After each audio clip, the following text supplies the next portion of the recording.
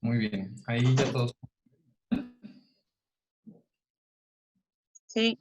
Sí, doctor. Poner la contraseña a todos porque algunos se las pedían y no podían entrar, por eso tuvimos que volver a entrar, ¿de acuerdo? Sí, Sí. doctor. Gracias. Va. Bueno, entonces les contaba. Este primer estudio, el The King Study, agarraron muchos chinitos, los obligaron a hacer ejercicio y les pusieron dieta. Bueno, no los obligaron, pero les pidieron consentimiento, ya saben, ¿no? Todo ese rollo. ¿Y qué lograron? En 30 años disminuir la incidencia de diabetes en un 39%. Es decir, de 10 pacientes que especulaban que iban a tener diabetes, solo 6 lograban tener la enfermedad, 4 se prevenía este riesgo. Después hicieron un estudio en Finlandia, el DPS, en el cual ya estuvo más pro, porque ya no solo les pusieron una rutina de ejercicio, sino que cada uno de los sujetos le pusieron un entrenador personal, ¿no? Donde les decía cuánto tenían que comer y demás. Y estos chavos en 7 años llegaron a una reducción en la presencia de diabetes del 43%. Y pues los gringos no se pueden quedar atrás, tenían que también hacer su estudio. Y el primero que hicieron es el UKPDS. Si alguien no sabe de qué estoy hablando, el UKPDS es de los estudios más grandes que hay en diabetes y básicamente es de los que dijo que la metformina tenía que servir. Es de Inglaterra ese estudio, y después del UKPDS sale este DPPO y hablan un poco no solo de manejo no farmacológico, es decir, dieta y ejercicio, sino también de uso de metformina. Y ellos tuvieron una reducción del 27% a 15 años. Doctores, aquí lo importante y lo que quiero recalcar es, cuando ustedes ven la efectividad de los fármacos para controlar el azúcar, para disminuir el riesgo de diabetes, ninguno llega a estas cifras. O sea, si bien te va, llegan un 20-25%. Nadie tiene más impacto como el estilo de vida. Evidentemente, de ahí que mejorar el estilo de vida. Entonces, vamos a pasar a hablar de... Por favor, si alguien se queda... Está Adelante. cortando. ¿Perdón? El sonido se escuchaba raro, pero ya. Sí, Creo no, que no. No se escucha bien. A ver, apaguen sus micrófonos. Hay interferencia. Hablar, los prenden. Creo que Melissa es la que se escucha un poquito de ruido. Melissa Díaz. Ya quedaron. Ahí está. Sí. Sale. Entonces, nada, si alguien quiere hacer preguntas, adelante, ¿no? Me interrumpen en cualquier momento, no hay ningún problema. Entonces, vamos a hablar un poco de qué opciones de tratamiento farmacológico tenemos. Sé que tendrán una clase en particular de insulinas, entonces no voy a tocar el tema de insulinas, nos vamos a centrar en el resto de medicamentos. Y mucho tiene que ver con la fisiopatología que hablábamos ayer para ver por dónde le estamos pegando a esta enfermedad, a la diabetes. Estas son las opciones terapéuticas que tenemos, ¿no?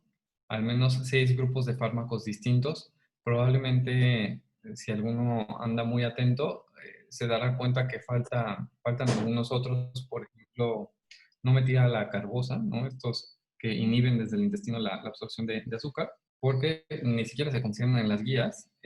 La verdad es que no tienen mucha utilidad. Algunos dicen que para pacientes ya adultos mayores que están apenas empezando con diabetes los podrías usar.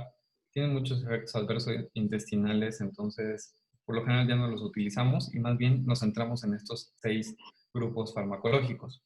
Y el primero del que vamos a hablar va a ser de las biguanidas, ¿no? Concretamente voy a hablar de metformina. Fíjense que este fármaco deriva de esta plantita, la galega, y esta plantita se usaba desde el siglo XIX en Europa es curioso porque la infusión de sus hojitas, de sus florecitas, ayudaba a las nodrizas a producir más leche. Tenía propiedades como un galactobogo.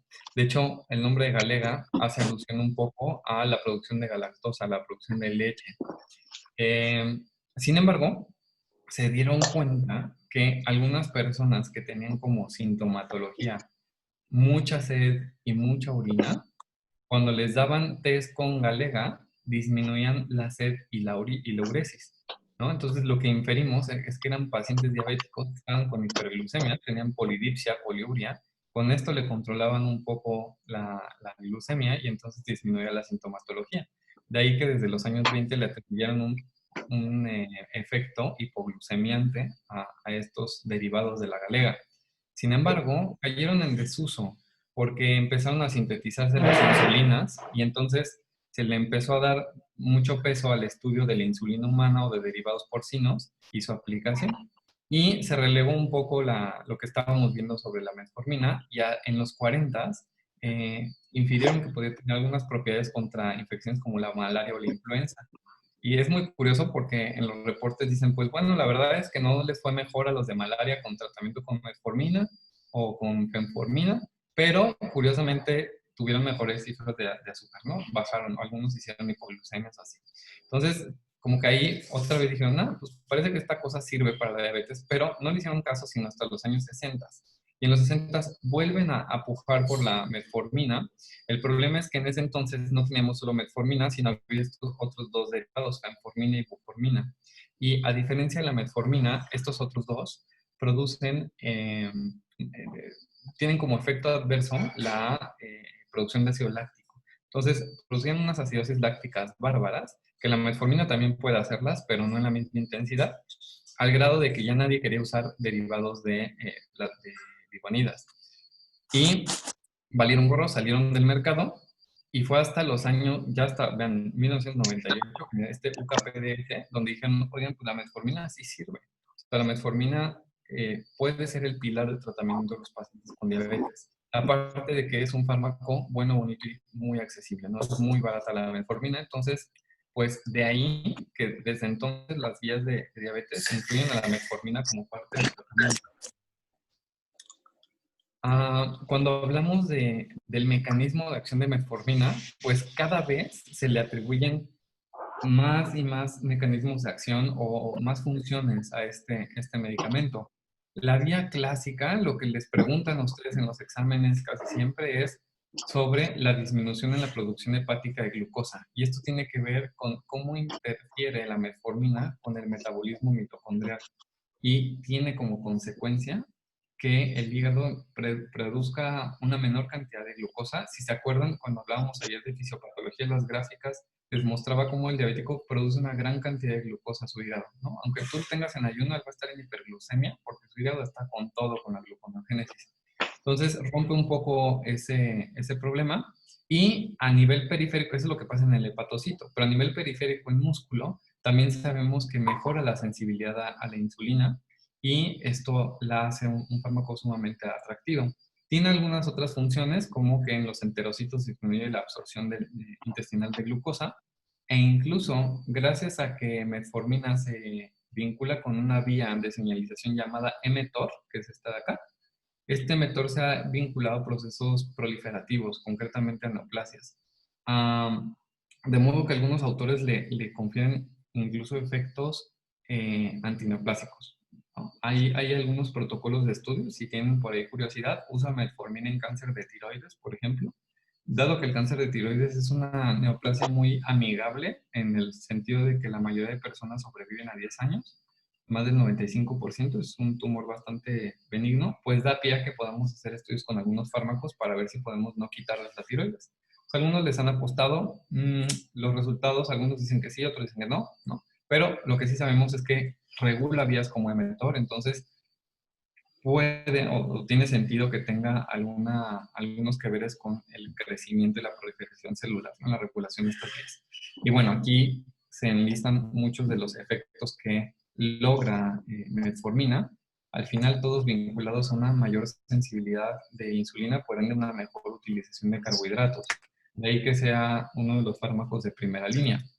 A nivel práctico, probablemente cosas que tienen ustedes que saber, ¿no? ¿Qué tan buena es la metformina? Pues bastante buena, ¿no? En excelente servicio de 5 estrellitas, pues tiene 4 de 5, ¿no? La única que tiene 5 de 5 es la insulina, porque es lo único que regula más el azúcar, ¿no? O sea, nada está arriba de metformina. Respecto al riesgo de que cause hipoglucemias, que eso es algo que tiene que estar en su cabecita siempre, ¿no? No causar hipoglucemia a un paciente, pues metformina nunca va a causar una hipoglucemia. Al menos no si está en un paciente que no tiene daño renal y demás, ¿no? Respecto a cambios en el peso, Eso también es algo importante porque hay algunos medicamentos para tratar diabetes que pueden afectar el peso positivo o negativamente. Metformina, se ha visto que hay una disminución de ponderal, pero no es muy significativa, entonces la mayoría de las personas o de los estudios han demostrado que no es muy relevante, perdón, el efecto que tiene sobre el peso. Tampoco tiene un efecto importante a nivel cardiovascular. Es decir, a diferencia de otros medicamentos, vamos a hablar más adelante de estos inhibidores del cotransportador CGLT2 de riñón, que sí se ha visto una mejoría en falla cardíaca y así. Metformina, pues no tiene ni para Dios ni para el diablo. Respecto al costo del medicamento, definitivamente es de los más ahorradores. El costo de metformina al mes es muy, muy barato. En el IMSS, evidentemente, es gratuito. Y respecto a los cuidados que tengo que tener en su posología, pues únicamente en los pacientes con enfermedad renal ya con una función menor a 35 mililitros, perdón, por kilo por metro cuadrado de peso, sería un problema, ¿no? Pero en alguien con una función renal normal, realmente no tendría que ser un problema dar metformina. ¿Cuál es el principal efecto adverso de metformina? Gastrointestinal, definitivamente. Por lo que la gente no llega en un momento dado a consumir metformina es porque le da diarrea o porque tiene como esta sensación de mucho movimiento intestinal o lo distiende mucho. Ahí lo que se sugiere como estrategia es empezar con dosis más bajas, tal vez de menos de 500 miligramos, ¿no? Durante una semana y después ir incrementando hasta una dosis óptima de 850 a 1000 miligramos cada 12 horas. La dosis aproximada tope es de 2.2 gramos al día. Y bueno, en el mercado tenemos gran variedad. Digo, aquí puse nada más 3 ejemplos, pero les quiero comentar, ustedes están acostumbrados únicamente a ver esta metformina normalita de 850 del IMSS. Sin embargo, allá afuera se pueden encontrar tabletas de 500 o de 1000 y sobre todo estas que son de liberación prolongada, que mejoran el apego al tratamiento. Si tú te tienes que tomar usualmente 3 tabletas de metformina normal con estas que son de liberación prolongada, puedes reducirlo a 1 o 2 tabletas máximo al día. Entonces, es mucho más fácil que un paciente se apegue si se tiene que tomar una pastilla al día que si tiene que tomar 3. Hasta psicológicamente, ¿no? Ver nada más una pastilla versus 3, pues también tiene un efecto. Entonces, si recordamos las primeras diapositivas donde les dije que solo el 20% de los diabéticos están bien controlados, pues aquí tenemos también otro factor que influye. Yendo más adelante, hablemos ahora de este segundo grupo, las triazolidinedionas, ¿no? Donde tenemos a 2 representantes, que es la pioglitazona y rosiglitazona. Esta última, estrictamente hablando, está prohibida, aunque en México la siguen vendiendo, ¿no? Porque demostró ahí algunos efectos negativos a nivel cardiovascular. Pero hablaré de pioglitazona, 1, porque es la que tenemos en el IMSS, y 2, porque se supone que es la única autorizada, al menos en todo el mundo. ¿Cómo actúan estas? Pues estas tienen una regulación a nivel génica. Hay estos receptores del activador del peroxisoma, los PPARes, ¿no? Y estos PPARes, tanto gamma como alfa, que se encuentran distribuidos en muchos tejidos, ¿no? Vean PPAR alfa en hígado, corazón, músculo esquelético, endotelio. PPAR gamma, igual tejido adiposo, músculo, páncreas, endotelio, en los macrófagos y en sistema nervioso central. ¿Y qué es lo que hacen? Básicamente la inducción de estos PPARes por la pioglitazona favorece la transcripción de ciertos genes, concretamente de aquellos que son para exposición de receptores tanto de insulina a nivel, perdón, de GLUTs a nivel de la membrana, ¿no? ¿Cuál es el único requisito que te pide una glitazona o una tiazolidinediona para funcionar? Es tener insulina. Si tú tienes insulina todavía, puedes usar estos fármacos para favorecer la expresión de los GLUT y que se incorpore más glucosa a la célula. Pero si tú no tienes insulina, no va a servir esta señalización. De ahí que mi cuadrito esté rojo de acá, ¿no? Requiere insulina. Entonces, si volvemos a recordar, ayer en la fisiopatología veíamos estos diabéticos ya en últimas fases que tenían hiperglucemia franca, que tenían insulina en el suelo y una captación de glucosa periférica nula, pues en ellos no sirve una pioglitazona sola. Sirve si se la combinas con insulina, pero si se la das sola, pues no le estás dando nada porque no va a lograr el efecto que tú quieres. Vean Ayer también les hablaba cómo el músculo era el mayor captador de glucosa a nivel periférico, se come el 80% de la glucosa. Y esta inducción por pioglitazona puede mejorar esta captación en un 30 o un 50%, ¿no? Además de dar mayor sensibilidad a insulina en tejido adiposo.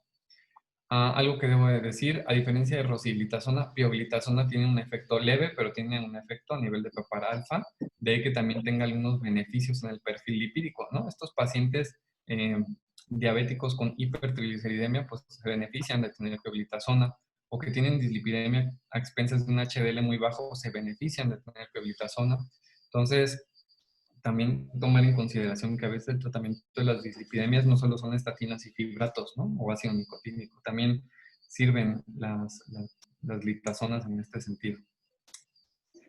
En el mercado que tenemos, tenemos las presentaciones clásicas, ¿no? Ya evidentemente hay genéricos de estas cosas, también no son tan económicos como metformina, pero digamos que en grado de costo pues hay más o menos. Una de las ventajas es que ya vienen algunas coformulaciones. Ven aquí pioglitazona con metformina. La dosis de pioglitazona por lo general va de 15 a 45 miligramos al día. Entonces, pues podrías darle, ¿no?, a tu paciente una tableta cada 2 horas de este Competac y lo tendrías cubierto con 2 fármacos, con 2 mecanismos de acción distintos y que podrían ser sinérgicos y impactar positivamente en su control glucémico. O tenemos otra, la incresina P, ¿no? Digo, por poner algunas marcas nada más, que sí se venden en México, que es alogliptina, ¿no? Ya hablaremos de los inhibidores de DPP4 y pioglitazona, que estas se toman una vez al día. De hecho, vean, ya la dosis aquí de pioglitazona es casi la máxima, 30 miligramos, hasta 45 se pueden subir. En resumen, ¿qué podríamos decir de las glitazonas? Bueno, en beneficio son muy buenas. En relación a, comparándolas otra vez contra insulina, pues son un poquito menos efectivas.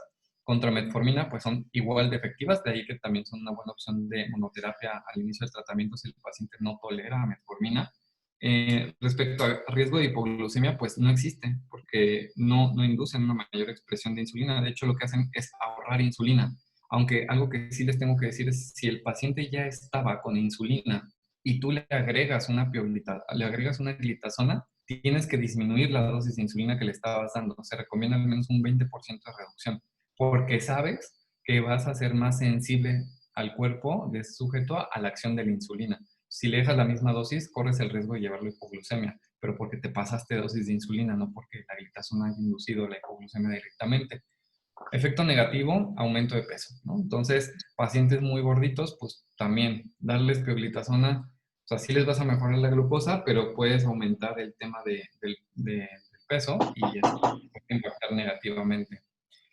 En relación a alteraciones cardiovasculares, las glitazonas, como les comenté, rosiglitazona salió del mercado porque tuvo efectos negativos, sobre todo en sujetos con falla cardíaca. Entonces, pioglitazona, si bien no ha demostrado ser tan mala como rosiglitazona, por lo mismo no ha salido del mercado. Si te dicen, si tu paciente tiene falla cardíaca o tiene antecedente de infarto, si ya tiene una PBI no tan buena, o tiene síntomas de insuficiencia cardíaca, mejor evita este grupo de fármacos. Respecto al precio, como les decía, es accesible. Por ponerles un ejemplo, metformina, tal vez un tratamiento al mes te cuesta menos de 100 pesos. En metformina normalita, no prolongada. Pioglitazona, está bien, aquí te esperamos. Pioglitazona, más o menos andará por unos 300 pesos cada mes, ¿no?, de tratamiento.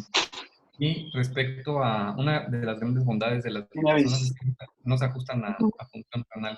Pueden, sin problemas, darse en pacientes incluso con función renal disminuida. El siguiente grupo de fármacos serían las sulfonilureas. Híjole, yo la verdad es que ni les daría esta parte de la clase porque odio las sulfonilureas. Vamos a ver nada más. Avi, pon el micrófono tantito, ándale. Es que no sé cómo se pone eso en silencio. ¿No? Pícale en el micrófono que se ponga rojo. Tapa con una almohada la computadora, así bien moderna. No, pícale en tu micrófono y se va a poner en rojito con una rayita y ya ahí ya está en silencio. O sea, tú puedes escuchar, pero nosotros no escuchamos. Ya lo puso. Ya. Por cierto, chisme local, chicos. Avi fue mi R+, o sea, le estoy dando clases a mi R+. ¿Qué está pasando? Tengo miedo. Me voy a dejar guardado otra vez. Sigo entonces, les decía, las sulfonilurias, híjole, la verdad es que son los fármacos que más odio en este planeta. Lo primero que tengo que decirles antes de explicarles más es, ya no se usan, no se deben de usar. La única intención de usar una sulfonilurea en un momento dado sería pacientes con diabetes de novo que acabas de diagnosticar, que necesitas sí o sí mejorarles el control glucémico y les mantienes la sulfonilurea por 2 o 3 meses en lo que los controlas. ¿Por qué digo esto? Si ustedes se acuerdan la gráfica de ayer, cuando hablábamos de cómo los sujetos empezaban con diabetes, empezaban a subir la glucosa, después empezaban a subir concentraciones de insulina y disminuía su captación de glucosa por tejidos periféricos, decíamos que estos diabéticos están en una fase como de hiperinsulinemia. Entonces, al final, ¿cuál es el problema de la diabetes tipo 2? Si no la controlas, ¿qué es lo que pasa? Le estás exigiendo al páncreas que sintetice el doble o el triple de insulina de la que estaba acostumbrada a hacer. Y cuando tú le das una sulfonilurea, el mecanismo de acción es justamente fregarse a la célula beta, ¿no? Les bloquea un canal de potasio para favorecer la liberación, ¿no? Gracias a la concentración de mayores cationes, ¿no? Tanto a nivel de calcio como el potasio que ya no puede salir, aumenta la concentración de iones positivos, hay una despolarización de membrana y eso favorece la liberación de vesículas con insulina. Es decir, aumenta la producción de insulina. Entonces, literal, el pobre perrito llamado páncreas, que está ahí como puede, solventando tus negligencias nutricionales, ¿no? Llegas y le das una sulfonilurea y lo pateas para que se ponga a hacer más insulina, pues no, ¿no? O sea, el páncreas te lo acabas en 2 segundos. Si ya habíamos visto que en un paciente con prediabetes ya llegaba con un 30% de células beta muertas, un paciente con diabetes ya tiene un 60% de células beta muertas, tú llegas y le echas una sulfonilurea, pues ya, te las acabas de matar. Y díganme si no, o sea, la mayoría de los pacientes en el IMSS, el tratamiento genérico de base que aprendes desde el internado médico es metformina y glibenclamida, ¿no? Y si se puede cada 8 chingas, como cada 8, ¿no? Para que el páncreas chille a gusto. Entonces, pues no, la verdad es que no son fármacos tan buenos. Obviamente son muy buenos para bajar la glucosa porque liberan mucha insulina. Evidentemente, si el sujeto ya no tiene páncreas, pues por más glibenclamida que le des, ¿no? Un diabético que lleva 30 años de diabético, pues ya la verdad es que ya no le va a hacer mucho la glibenclamida, ¿no? Entonces ahí también tener idea de cuándo ya podremos quitar estos medicamentos. Existen 2 generaciones. Al día de hoy, las que usamos son las de segunda generación, aunque todavía algunos por ahí venden clorpropamida, pero las de segunda generación son las que más usamos, inducen un poco menos de hipoglucemias, son más estables y lastiman un poco menos al páncreas. Sin embargo, vuelvo a lo mismo. La gente que más sabe de diabetes concuerda en que no deberían de usarse y si se usan son por periodos muy cortos y solo para llevar a control al paciente. Si tenemos que hablar así como en el resto de fármacos, respecto a efectividad para control glucémico, pues sí son muy efectivas, ¿no? ¿A expensas de qué? Pues quién sabe, ¿no? Es como recibir una despensa de un narco, ¿no? O sea, sí está muy chida la despensa, pero ¿cuánto te va a costar esa despensa? Pues ya después veremos, ¿no? Igual acá. Va a controlar tu azúcar, pero a expensas de acabarte tu páncreas, ahí tú sabes, ¿no? ¿Cuál es el principal riesgo de estos medicamentos? La hipoglucemia, definitivamente. Tener mucho cuidado, sobre todo en abuelitos, andan dando sulfonilureas, les haces hipoglucemias. Y acuérdense que morirte de 400 de glucosa es muy improbable, pero morirte por 30 de glucosa es casi un hecho, ¿no? Entonces, tener mucho cuidado con la neuroglicopenia. Respecto al tema del peso, pues también inducen un poco de incremento ponderal, entonces a veces no los quieren o contemplarlos en pacientes que quieras bajar de peso, pues no te va a ayudar.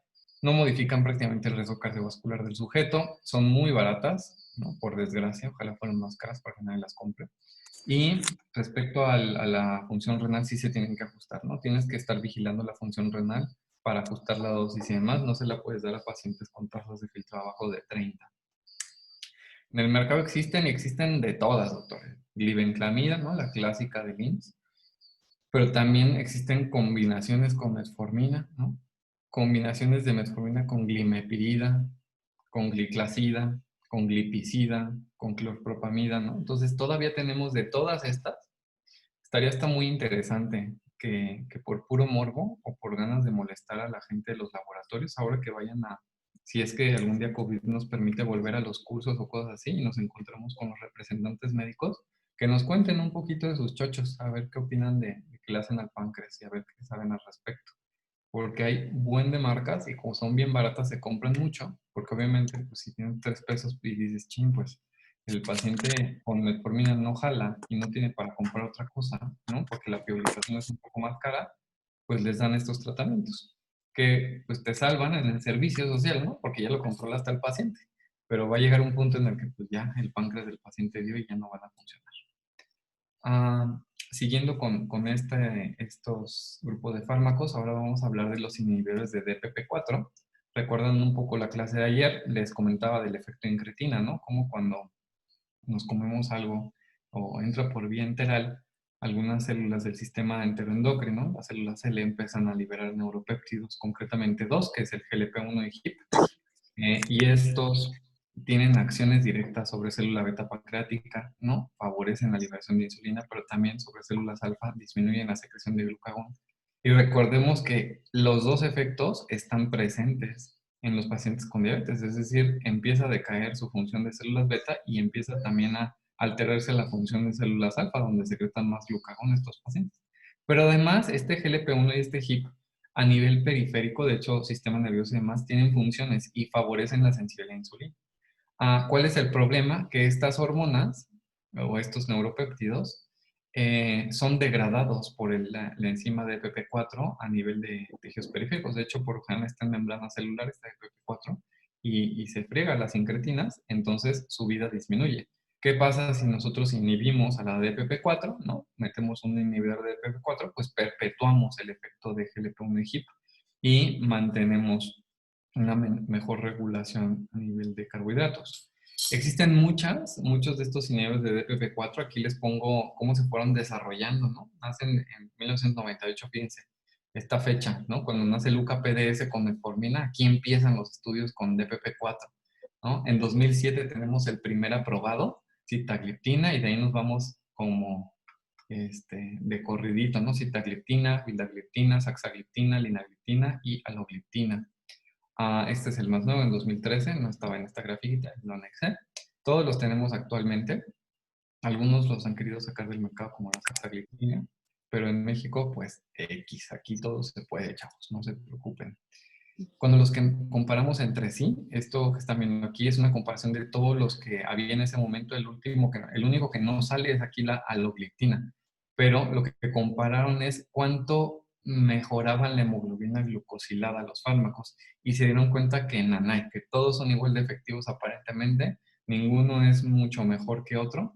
Lo único que sí cambia a veces es las dosis, ¿no? Por ejemplo, vildagliptina se da 2 veces al día, y el resto sea 1 vez al día, y a veces el precio o con qué está conformulado, que también es algo importante. Si tuviéramos que resumir así como lo he hecho con los demás fármacos, la idea es como que esto se lleve, ¿no? Como muy práctico.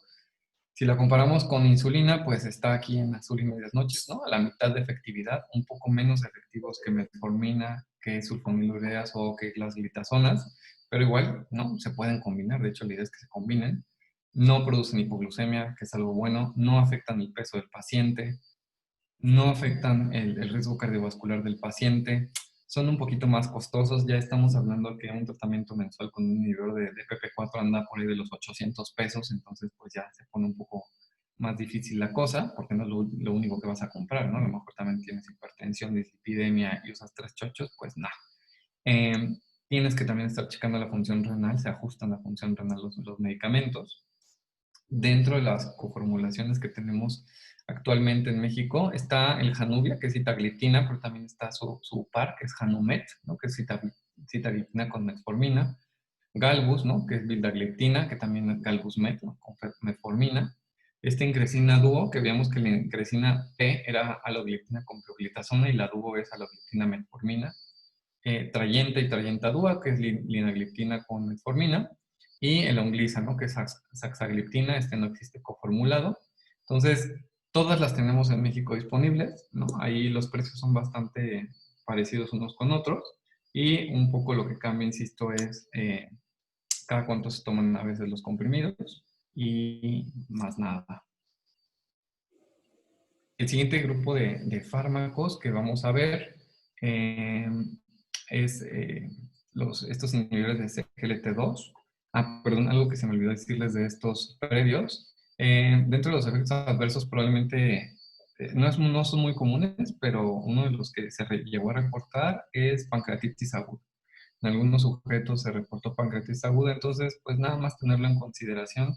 Fue un efecto adverso post-marketing, ¿no? Después de que salieron los medicamentos.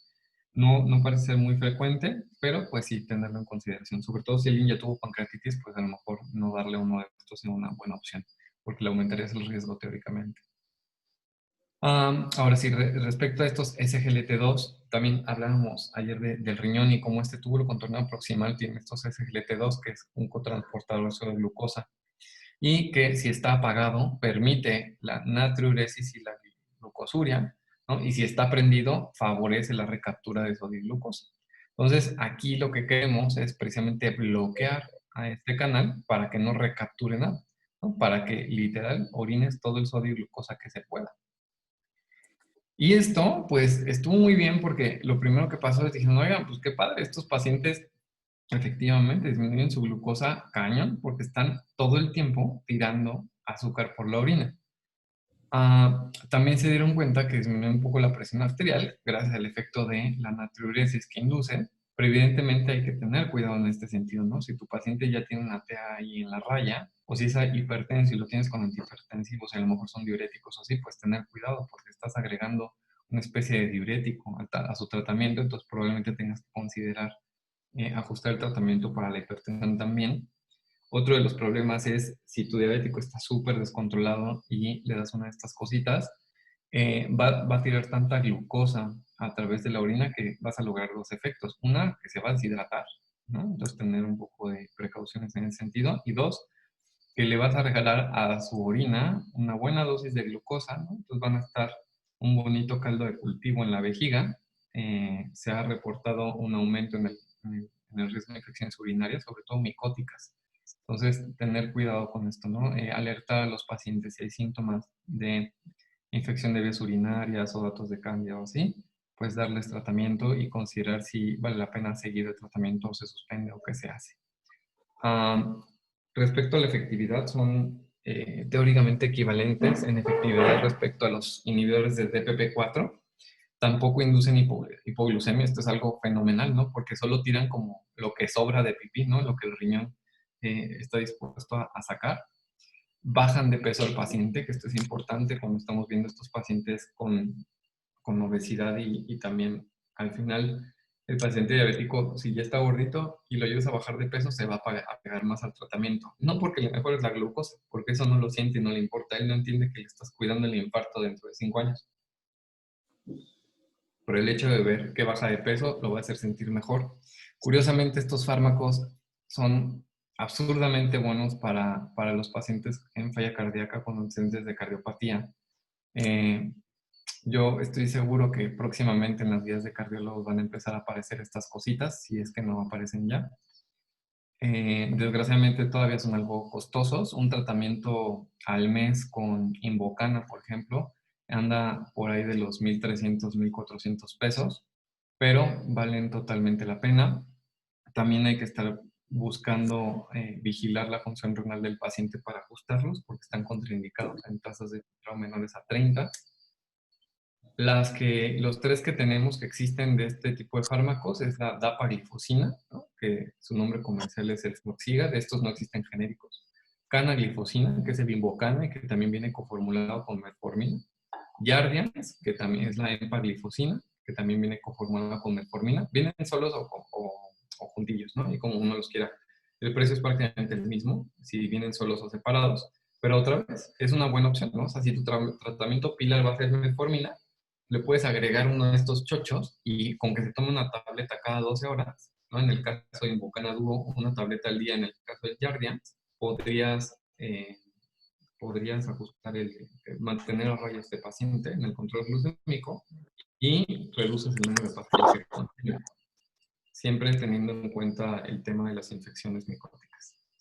Y vamos a entrar a este último grupo de fármacos, que son los agonistas de GLP-1. Tienen que ver con la misma vía de la que hemos hablado todo este tiempo, con las incretinas. Y justo desde lo que hablaba, ¿no? Hace rato, el hecho de inhibir a DPP4 va a hacer que aumente la vida de GLP-1 endógeno. Y este GLP-1, vean, tiene efectos a nivel de múltiples aparatos y sistemas, ¿no? Entonces, ya sea que le das GLP-1 extra o que le inhibas la DPP4, pero valen la pena estos fármacos. Dentro ahorita voy a mencionar, tenemos estos tres, exenatida, liraglutida y dulaglutida. Probablemente lo más negativo que tienen estos fármacos es que su administración es subcutánea. Entonces, si tú, el diabético le choca que le digas que le vas a dar algo inyectado porque todos los usa insulina, ¿no? Entonces, si le dices, oye, te voy a inyectar otro medicamento, y dices, no, pues mejor ponme insulina. Voy a parar tantito aquí, vamos a reiniciar la conversación porque ya se va a cortar el tiempo. Ahorita regreso.